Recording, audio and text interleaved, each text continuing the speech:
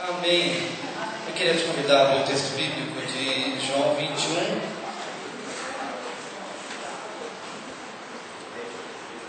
versículo 18 até o versículo 22.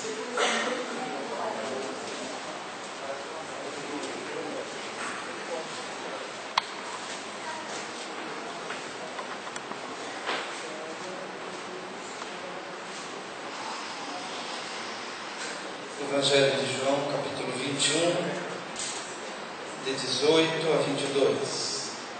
A palavra diz assim: em verdade te digo que quando eras mais moço, tu te cingias a ti mesmo e andavas por onde querias.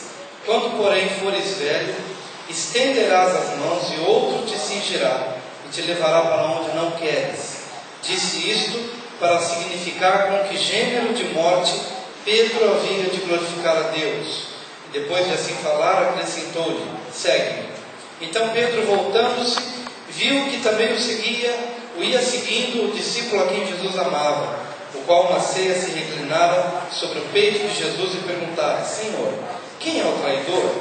Vendo, pois, Pedro, perguntou a Jesus: e quanto a este? Respondeu-lhe Jesus: se eu quero que ele permaneça até que eu venha, que te importa? Quanto a ti, segue-me. Amém. Oremos. Querido Pai, é uma alegria que exaltamos o Teu nome nessa manhã, que entoamos cânticos de louvor, de reconhecimento pela Tua majestade, de gratidão pelos Teus feitos, pela maneira gloriosa com que Tens nos levado, nos conduzido, especialmente neste ano. Mais um ano, Senhor, de lutas, de trabalho, mas também um ano de vitórias. Tivemos grandes vitórias no Senhor, vitórias pessoais, vitórias no âmbito familiar, vitórias ministeriais. E queremos nesta manhã, mais uma vez, expressar a nossa gratidão e reconhecer que o Senhor trabalha em nossas vidas em meio a um processo. E queremos entender um pouco mais sobre este processo através da ministração desta manhã. E pedimos agora ajuda, o auxílio do Teu Espírito para a compreensão e assimilação do que vem do Senhor. E já Te ministramos o reconhecimento, o elogio e o louvor, porque só o Senhor pertence todas as honras e glórias, hoje e sempre, em nome de Jesus. Amém. Queridos, eu gostaria de falar nessa manhã sobre processos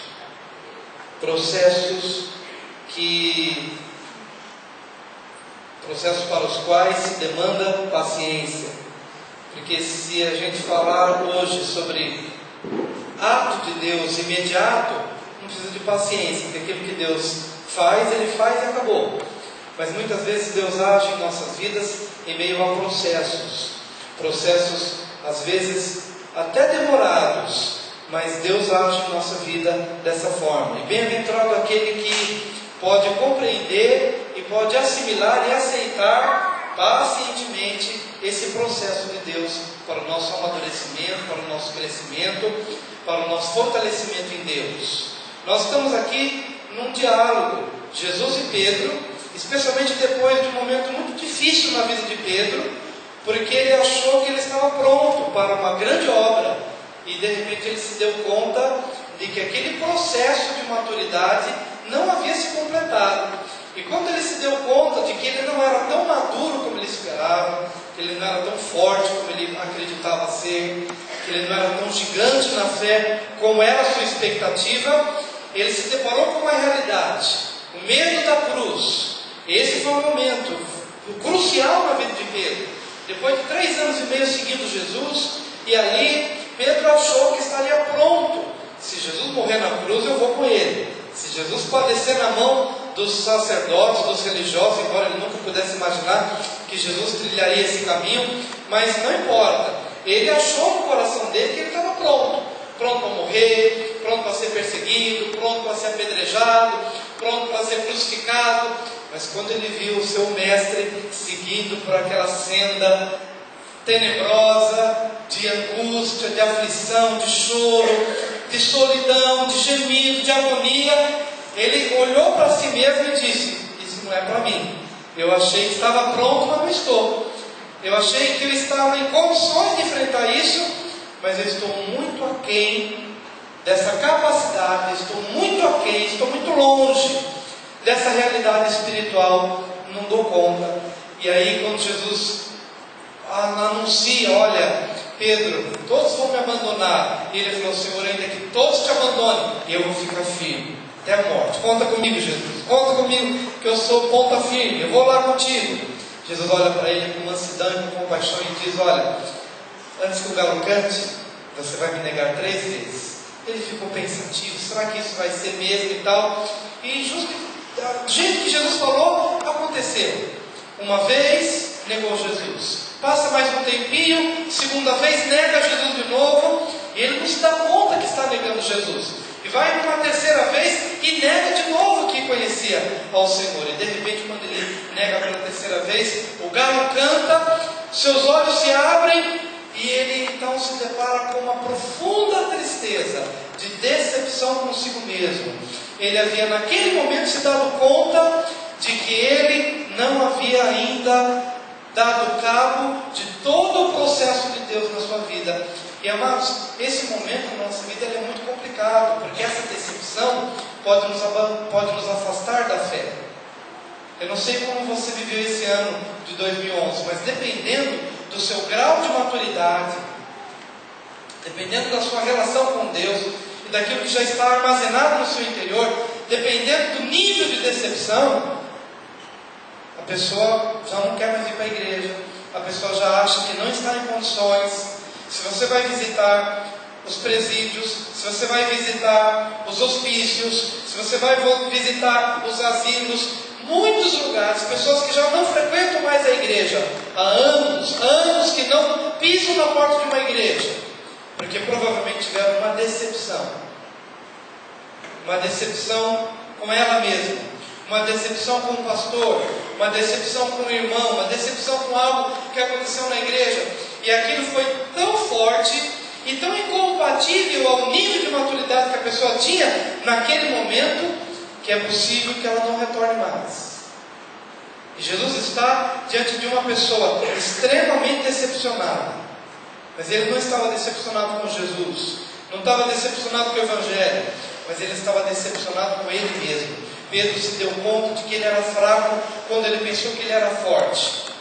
Pedro descobriu que ele não estava pronto a manter a sua lealdade, custasse o que custasse, até as últimas consequências. Ele fugiu, ele temeu, ele abriu mão. E agora Jesus tem que vir e falar com ele e ministrar.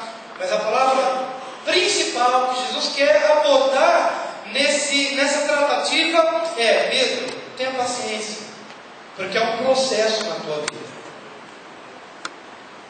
Pedro, você se exigiu demais. Eu não estou decepcionado com você. Você está decepcionado consigo mesmo, mas eu não estou decepcionado com você. Você está decepcionado com você mesmo porque você só consegue enxergar o momento. Você só consegue chegar no presente. Mas a minha percepção acerca de você vai para além desse momento que você está vivendo.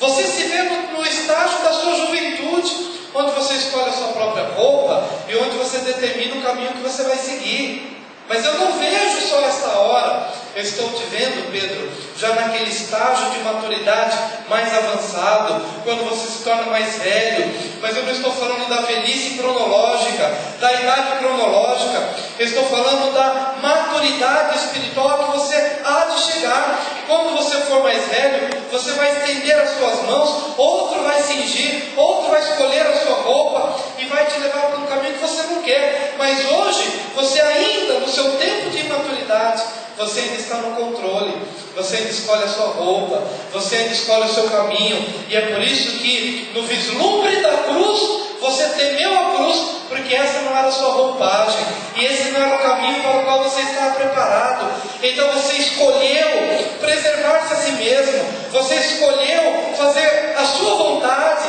porque no tempo da nossa imaturidade, nós fazemos como as crianças, a birra. A gente entra numa casa de brinquedo, numa lojinha de brinquedo, e quer porque quer aquele. Não quer saber se o pai tem dinheiro para comprar ou não, não quer saber se é tempo de brincar com aquilo ou não, mas ele faz birra, ele quer porque quer isso. Porque é no tempo da nossa juventude espiritual, é no tempo da nossa imaturidade, que nós escolhemos a nossa roupa, e é no tempo da nossa maturidade que nós escolhemos nossos caminhos. Mas fazemos isso porque não sabemos o que é melhor para a gente. Para nós, né? Não sabemos o que é melhor para nós. Não sabemos. Eu não sei como você viveu esse ano de 2011, mas eu acredito que para a minha vida foi um ano a mais de experiência, a mais de maturidade. Posso dizer para vocês que, pela graça de Deus, eu acredito que estou mais bonito por dentro, só por dentro, mais bonito por dentro, só por dentro, do que o era nos outros anos. Porque quando eu começo a olhar para as experiências deste ano, tanto acertos quanto erros, eu pude perceber que Deus lapidou, que Deus trabalhou, e que este ano foi um ano importantíssimo no processo de maturidade espiritual. Posso me dar conta claramente, como a luz do meio-dia, para algumas decisões, o quanto que eu escolhi minha própria roupa e o quanto eu decidi meus próprios caminhos. E por consequência disso, não fui bem sucedido.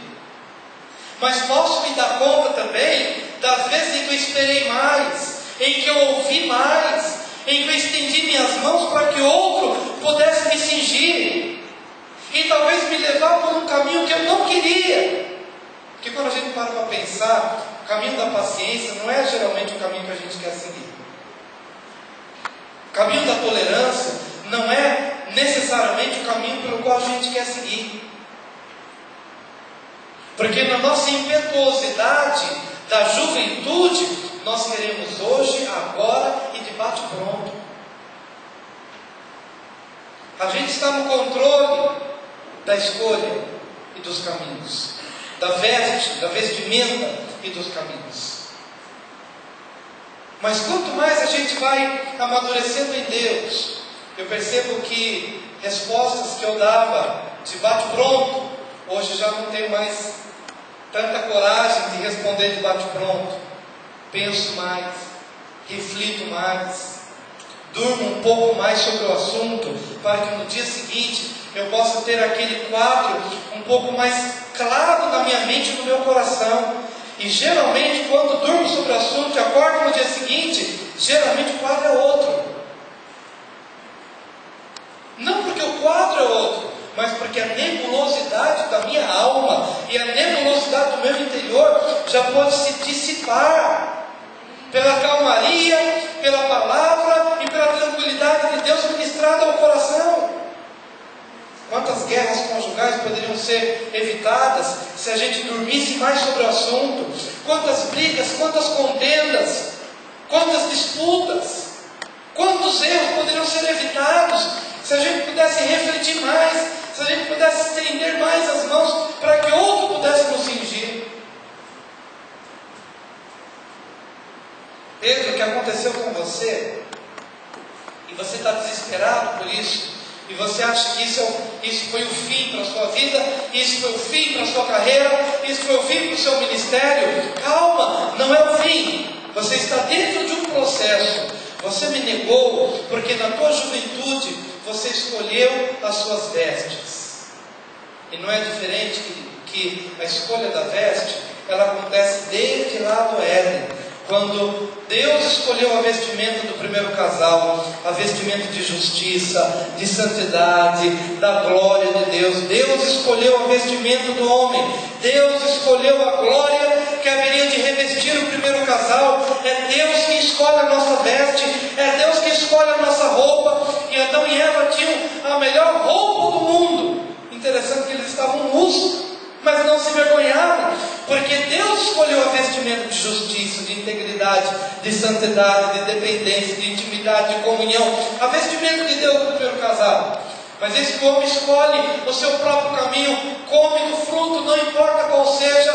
A questão é que ele estava no controle da sua vida e decidiu pecar contra Deus, e decidiu pecar contra si mesmo.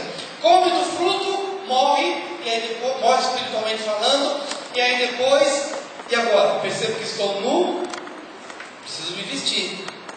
Já que eu preferi não andar com a vestimenta de Deus, então eu preciso da minha própria roupagem. Foi lá, pegou as folhas de figueira, cozeu folhas de figueira, preparou folhas de figueira, e ele se cingiu, ou seja, escolheu a sua veste. Quando eras mais moço, tu te cingias a ti mesmo. A figura é do homem caído, do homem sem a glória de Deus, do homem que acha que é, mas não é, que acha que tem, mas não tem, e vai, escolhe a sua vestimenta, folhas de figueira, sua própria justiça. Veste fala de justiça, sua própria justiça. Quando é que Deus começa a trabalhar na minha vida? Quando eu abro mão do meu senso de justiça. Sabe por que das guerras intermináveis? Porque nunca ninguém quer ceder. A esposa olha para o marido olha para a esposa, eu estou certo, você está errado. Não, eu estou certo, você está errado. Cada um escolhendo a sua própria veste. Cada um com o seu padrão de justiça impregnado, ninguém quer ceder. Meu querido, o que faz você não responder de bate-pronto é a maturidade que começa a chegar no teu coração, dizendo o seguinte: olha, você pode não estar tão certo como você imagina.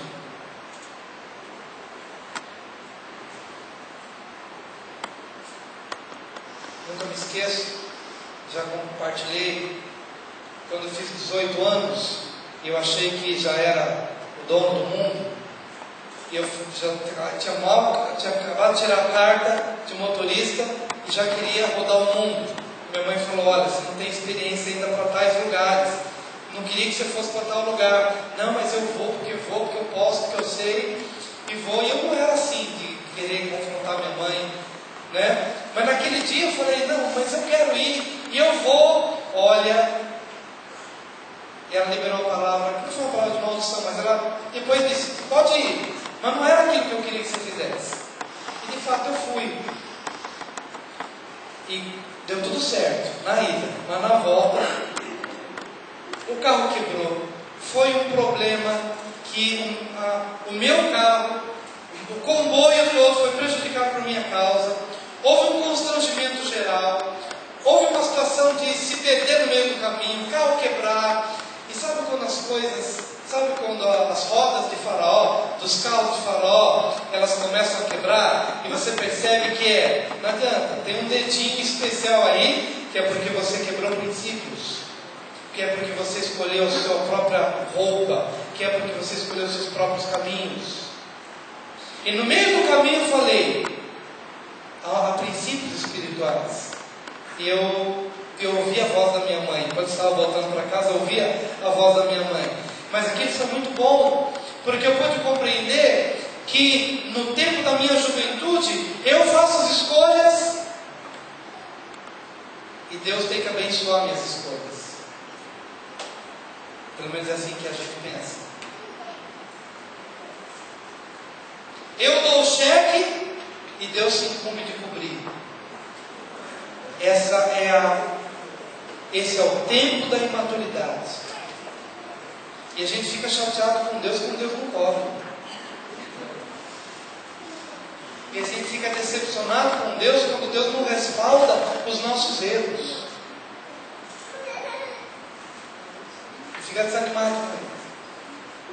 E quer abandonar a fé.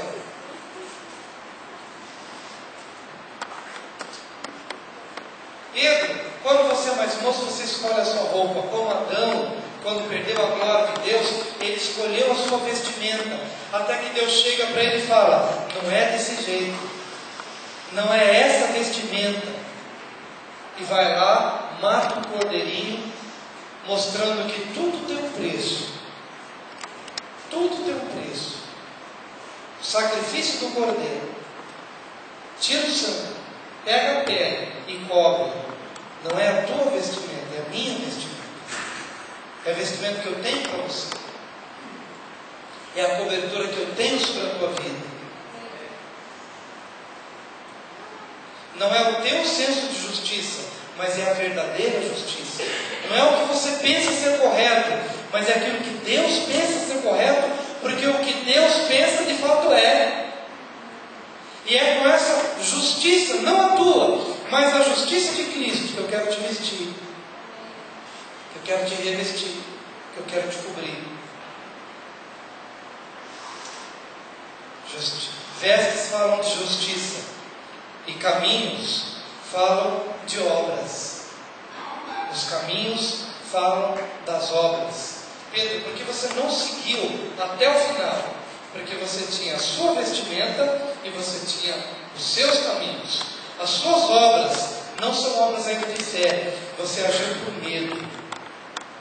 Você agiu por egoísmo. Você agiu porque achou que estava forte e não estava.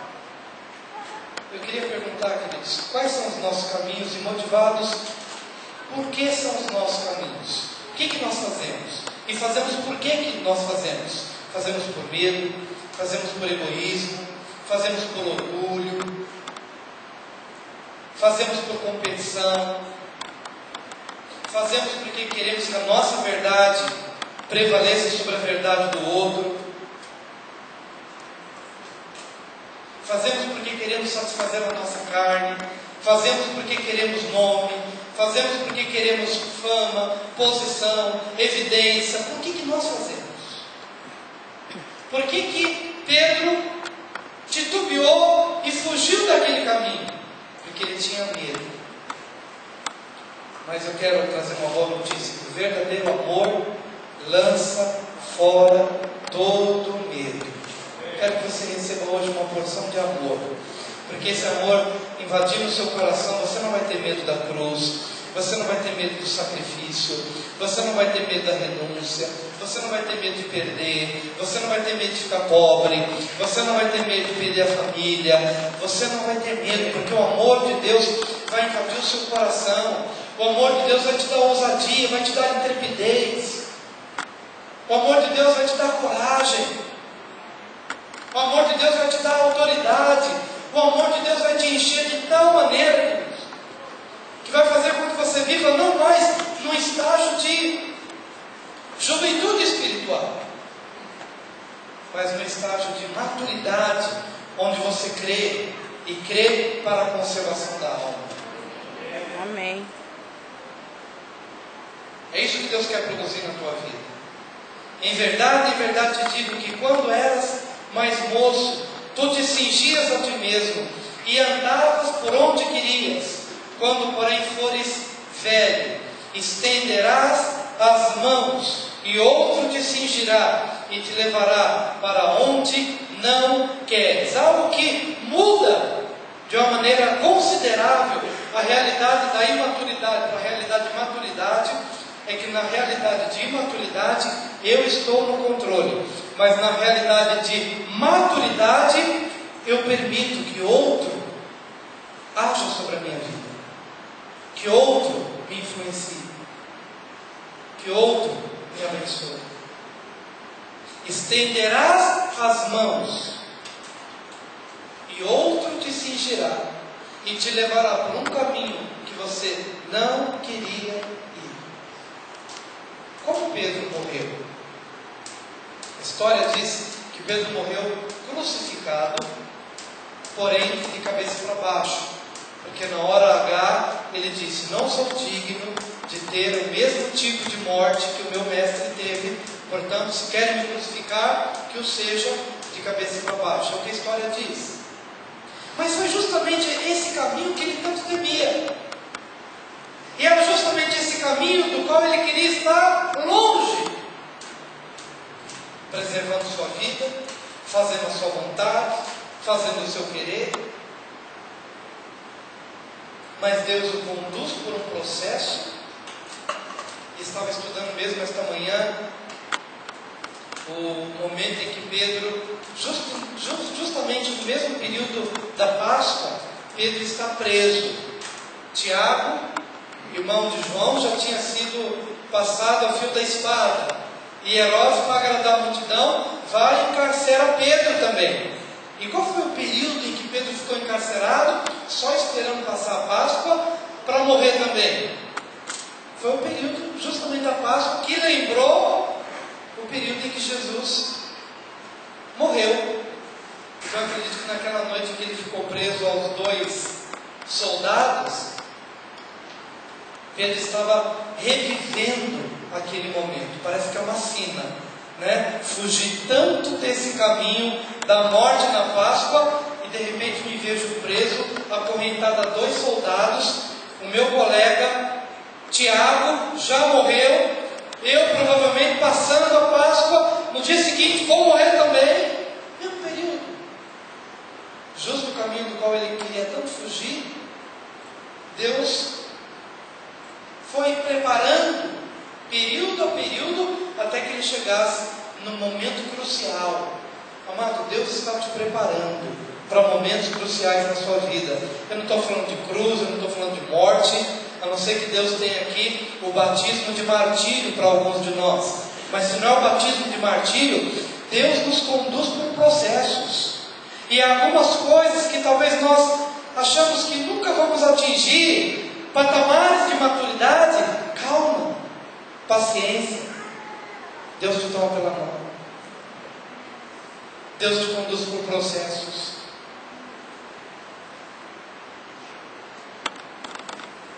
Talvez algumas coisas não tenham chegado ainda a você, porque dentro do seu nível de maturidade você ainda não está pronto para receber.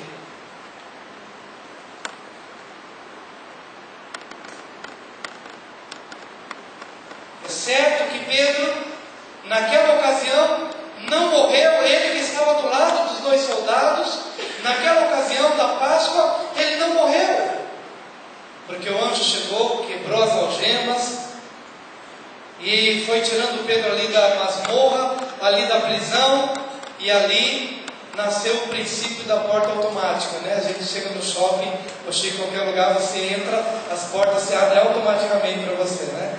Aí você, e quando a gente é criança, a gente gosta muito desse, é um senso de poder, né? A criança chega e vai passando e a porta se abre automaticamente. Pois bem, isso está na Bíblia, porque quando o anjo levou Pedro e saiu, a Bíblia diz que os portões ali da prisão se abriram automaticamente. E aí o pessoal pegou essa ideia, puxa que legal, vamos colocar isso nos dias de hoje. Mas Pedro ainda não estava pronto, mas ele estava num processo. Ele estava num processo. Eu não sei aqui, quem tem mais de um filho, sabe, nós temos 3 filhos, Daniel, Esther e Levi. E como a gente muda de um filho para o outro? O primeiro é mais na cobaiazinha, né? O primeiro é aquele que apanha mais, né? O primeiro é aquele que sofre um pouquinho mais. O primeiro é aquele que passa pela fase em que a gente está meio assim, não, eu tenho que ser enérgico, eu tenho que fazer alguma coisa, por quê? Porque filho é assim, assim, assim. Depois a gente vai amadurecendo e vai trabalhando melhor as questões. Por quê? Porque no decorrer da vida nós vamos amadurecendo.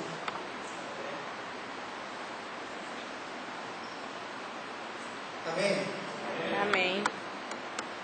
E nós vamos corrigindo. Mas eu te pergunto, meu querido, em que fase que você está do seu matrimônio? Em que fase você está da sua paternidade? Em que fase você está da sua filiação? Em que fase você está do seu pastoreio?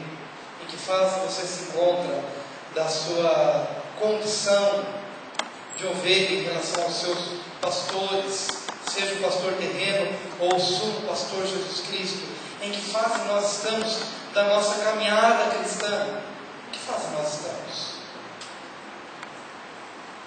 Num determinado momento, Paulo chega a uma das igrejas dizendo: olha, eu tenho vos alimentado ainda com leite, mas eu já poderia estar ministrando a vocês com um alimento mais sólido, mas eu ainda não posso ministrar esse alimento mais sólido, porque vocês se fizeram imaturos. Porque havendo entre vós ainda disputas, rixas, partidos, eu sou de Paulo, eu sou de Pedro, eu sou de Apolo, eu quero isso, eu quero aquilo outro, estando vocês ainda na fase da birra, do eu quero isso, ou eu quero aquilo outro, eu não posso ainda ministrar um alimento mais sólido. Pelo tempo vocês já poderiam estar frutificando, mas ainda não podem, porque vocês ainda estão na escolha da veste e na escolha dos caminhos. Mas quando você se torna mais velho, você vai estender a mão, você vai se submeter. Outro há de te cingir e te levará para onde não quer.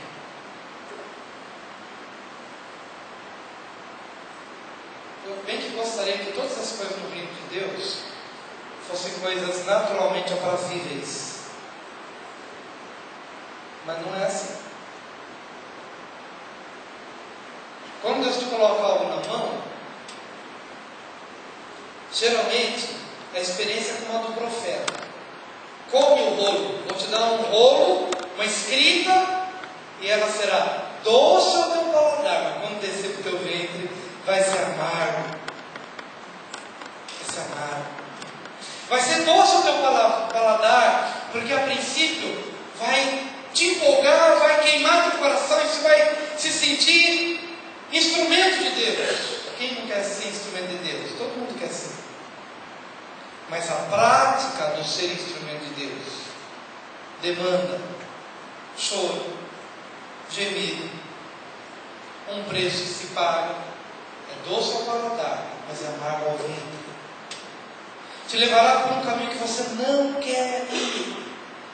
Talvez você tenha de dormir menos. Talvez você não tenha todos os seus feriados à tua disposição como você queria. Eu queria que você pegasse essa mensagem para refletir qual foi o ano de 2011. Porque se esse ano de 2011 te agradou em todos os sentidos, então talvez você tenha que corrigir muita coisa no ano de 2012. Quem sabe você tenha de experimentar no ano de 2012 caminhos pelos quais você não queria seguir, mas que você se submeteu e alguém te tomou pela mão e disse: não é o caminho que você quer, mas é o caminho que você precisa. Não é o caminho que você deseja, mas é o caminho necessário. E aí você vai gemendo e você vai dizendo: Senhor, tem certeza que é isso mesmo que o Senhor quer da minha vida? Senhor, minha vida está muito boa, está muito calma, está muito tranquila, não temos sido muito exigidos da parte do Senhor, será que é isso mesmo? Então Ele te toma pela mão e diz: não é o caminho que você quer, mas é o caminho que eu quero para a sua vida e que eu necessito de você nessa área, nesse lugar, nesse tempo.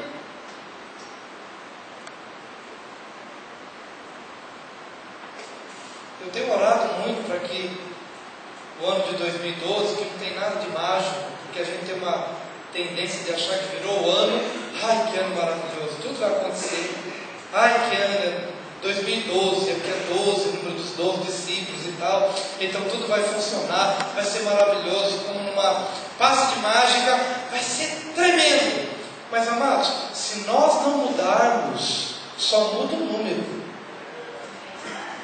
Se eu não mudo, só muda o número na minha agenda, só muda o número no meu calendário, só isso. Porque se eu não mudo, se eu não vejo isso que aconteceu com Pedro, acontecendo na minha vida, eu vou continuar sendo um crianção, no controle da minha vida e querendo mais sossego. E que ninguém me amole, e que ninguém me venha com ideia de fazer isso ou aquilo, porque está muito bom do jeito que eu estou vivendo.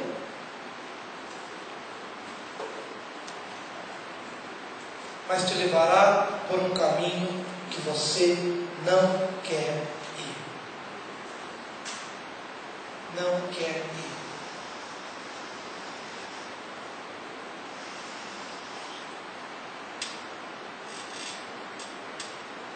Mas eu quero finalizar. Versículo 19, ele diz: disse isto para significar com que gênero de morte Pedro havia de glorificar a Deus. No ano de 2012, eu quero morrer para mim mesmo. Ficaram meio assustados, né? No ano de 2012, eu quero que essa evidência de morte seja uma realidade na minha vida. Morrer para mim mesmo. Morrer para minha vontade. Com que gênero de morte se glorifica a Deus? Não é porque está muita gente dizendo: olha, você é filho do rei, e você vai ter tudo o que você quer, e você vai ser tudo o que você deseja, e é isso mesmo, você vai bombar no ano de 2012. A Bíblia está falando de uma outra coisa. A Bíblia está dizendo que esse processo pelo qual Ele vai te conduzir, vai te levar à morte, e é esse gênero de morte que glorifica a Deus. Morre para você mesmo. Morre para o seu ego, para as suas paixões. Amém? Havia de glorificar a Deus. Depois de assim falar, acrescentou-lhe: segue-me. Essa palavrinha é crucial. Diga para o seu vizinho: siga Jesus. Agora fala com outra pessoa: siga Jesus e tenha paciência. Diga isso.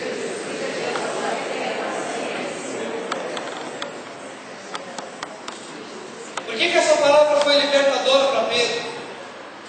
Por que essa palavra foi libertadora para Pedro, queridos? Porque o Senhor revelou: olha, você me negou porque você está nessa fase da imaturidade, mas eu estou te vendo lá na frente, maduro, rendendo-se e seguindo pelo caminho que você não quer ir. Só que entre a imaturidade e a maturidade lá na frente, há um segue-me hoje.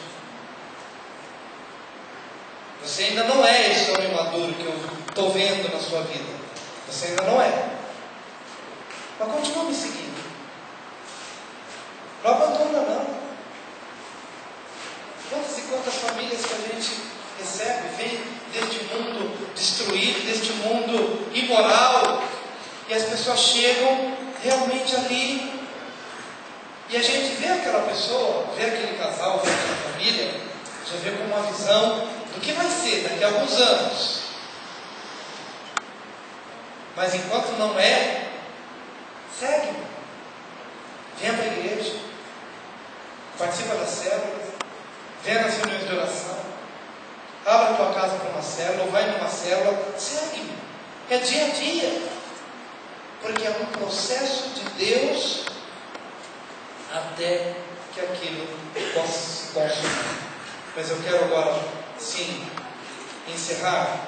Então Pedro, voltando-se, versículo 20, voltando-se, viu que também o ia seguindo o discípulo a quem Jesus amava, o qual na ceia se reclinara sobre o peito de Jesus e perguntara: Senhor, quem é o traidor? Vendo, pois, Pedro perguntou a Jesus: e quanto a este? Respondeu-lhe Jesus: se eu quero que ele permaneça até que eu venha, que te importa? Quanto a ti, segue-me. Quando Pedro ouviu sobre essa palavra maravilhosa, ele olhava para trás e via João.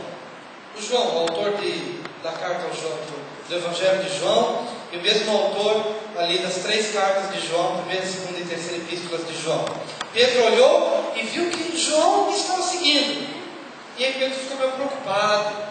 Será que é só comigo que o Senhor tem esse negócio maravilhoso? Mas e esse que está seguindo aí? Parece que o Senhor não tem nada com ele. E às vezes a gente tem essa impressão de que Deus não está nem preocupado com as outras pessoas. Que Deus não está preocupado com o filho da gente, que está começando a dar problema, ou que já está dando problema há muito tempo. A gente acha que Deus só tem plano para a esposa, crente que está na igreja, mas para o marido que nem na igreja vem, parece que Deus não tem nada. E é justamente a partir dessa preocupação que a gente, se não tomar cuidado, a gente vai se amarrando. Que a nossa vida está tão entrelaçada à vida dos outros, que a gente, enquanto não vir Deus fazendo alguma coisa na vida desse a quem a gente ama e preza, parece que a nossa vida não está completa. Parece que a gente não vai ter condições de seguir cabalmente o que Jesus tem para nós. E a gente pergunta: Senhor, tudo bem, eu estou ouvindo essa palavra, estou seguindo, mas e dele? O que vai ser? E dele? O que vai ser? E desse a quem eu amo, o que vai ser? Ó, se eu quiser que ele fique até que eu volte, não é da tua conta. O que te importa a ti? Vem você e segue-me. Vem você. Caminhe, siga-me. Porque eu cuido de cada um dentro da minha visão de processo. Eu cuido de cada um. E nesse momento eu estou falando com você. E nessa hora eu estou ministrando a você. E quero que você descanse em relação aos outros, porque eu não me esqueci dos outros. Que os outros estejam nas tuas orações. Que os outros estejam sim no teu ensino, no teu aconselhamento, na tua possibilidade de abençoar. Que os outros façam parte da sua dinâmica de vida espiritual, sim. Mas entenda que eu cuido dos outros. Eu cuido do seu filho. Eu cuido da sua filha. Eu cuido do seu marido. Eu cuido da sua esposa. Eu cuido do seu pai. Eu cuido da sua mãe. Eu cuido. Nós vamos orar nesse momento. Quero pedir que todos aqueles que sentiram que Deus está falando com você, está falando também com outras pessoas, que você venha aqui à frente. Vamos entregar esses cuidados e vamos entregar esse processo de Deus nas mãos do Senhor.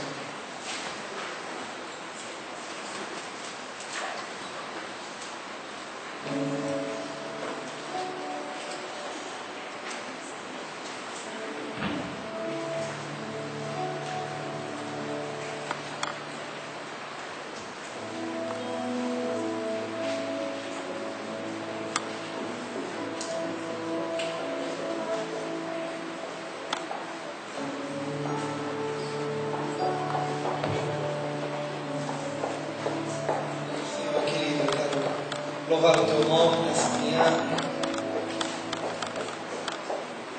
porque hoje o Senhor nos conforta com a visão de que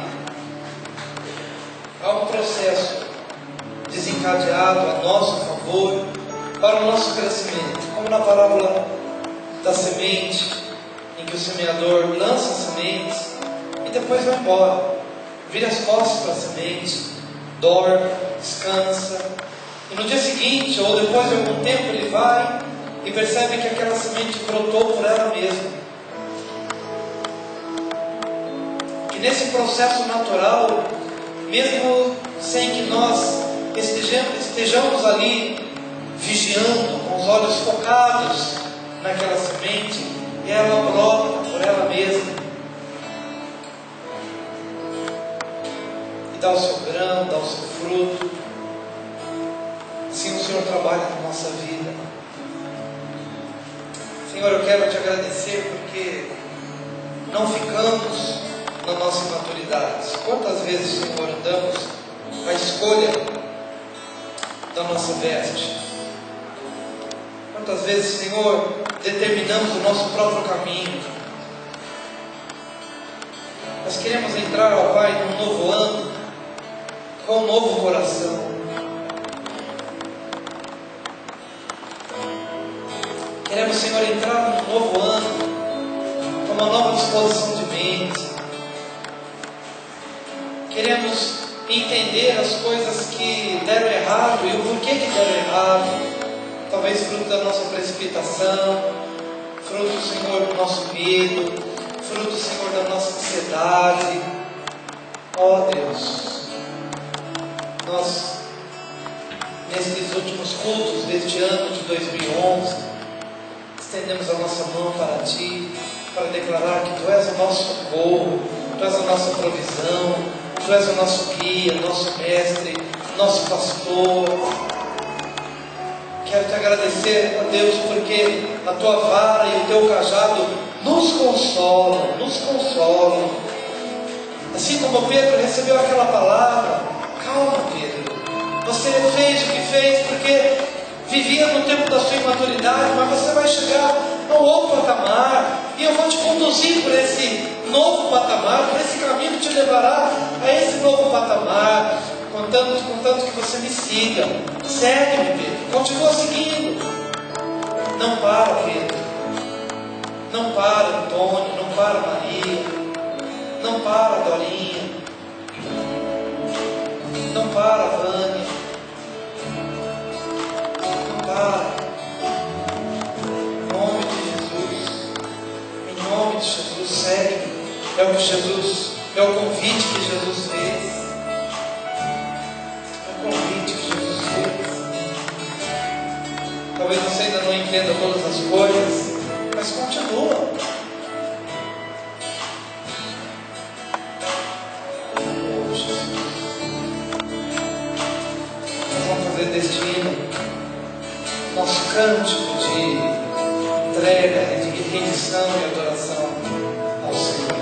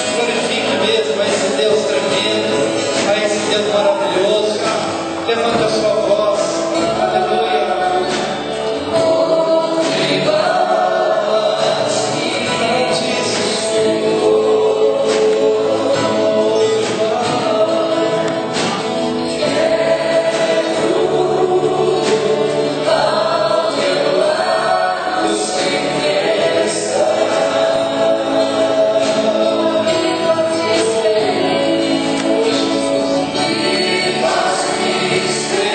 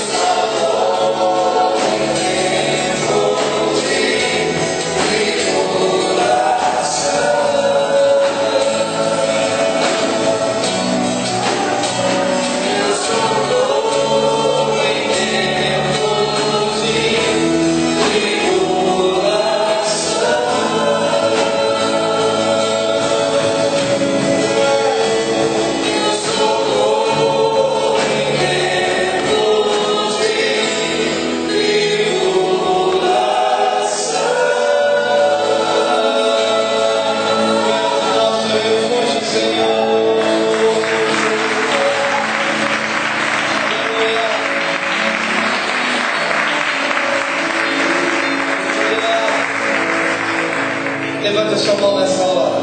Pai querido, ministra força aos teus servos. Ministra, Pai, do espírito de continuidade, de perseverança, de paciência, de longanimidade, de temperança, de moderação, de força em meio às lutas, às tribulações da vida, Pai. Para que não nos desanimemos em meio aos embates da vida, aos conflitos que se nos apresentam dia a dia. Fortaleça cada casamento, fortaleça o marido, fortaleça a esposa, fortaleça o Deus querido trabalhador, fortaleça cada irmão, cada irmã, fortaleça-nos na tua presença, Pai. Sabemos que aquele que começou a boa obra em nós, a completará até o dia de Cristo Jesus. Essa é a nossa confiança, essa é a nossa confiança no Senhor. Agradecidos estamos em nome de Jesus.